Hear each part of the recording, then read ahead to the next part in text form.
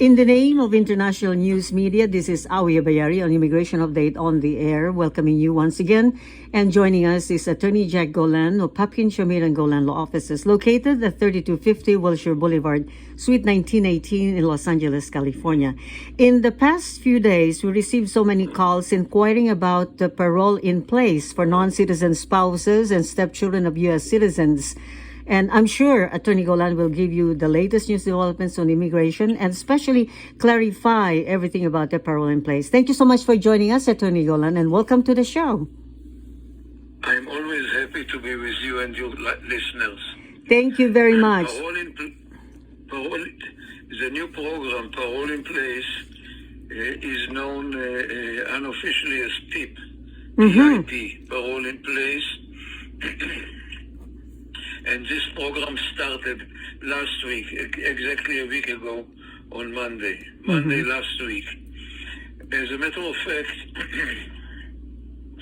the device or the arrangement of parole in place existed also before that, but only for family relatives or people who were serving in the armed services of the United States.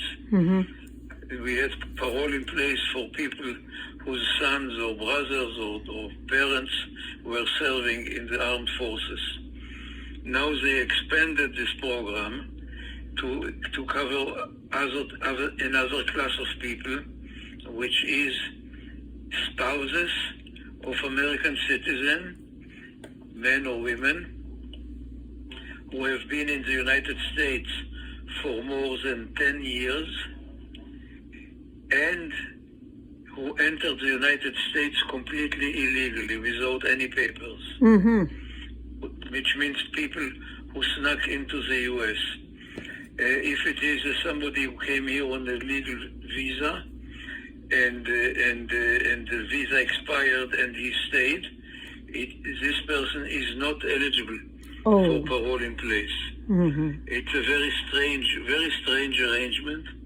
It means that people who broke the law completely get more benefits than people who behaved according to the law legally, at least part of the time. Very strange, but there are legal reasons why they did it this way.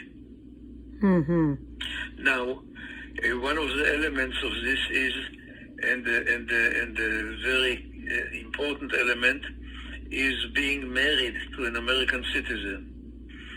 Now, it does not matter how long you have been married, but the marriage must have been conducted or celebrated before a certain date last June, and they may ask you to have proof that the marriage is a real marriage.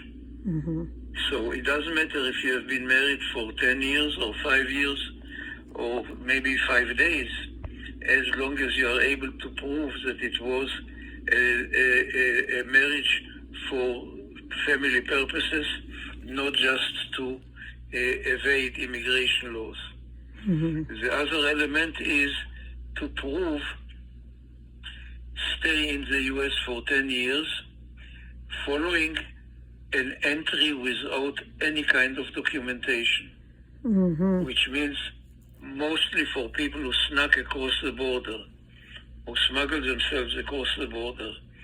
I suspect, I'm afraid, that it will not be available for most Filipinos, because most Filipinos come here on legal visas and they overstay, either as visitors who overstay or students who overstay or somebody else who overstays.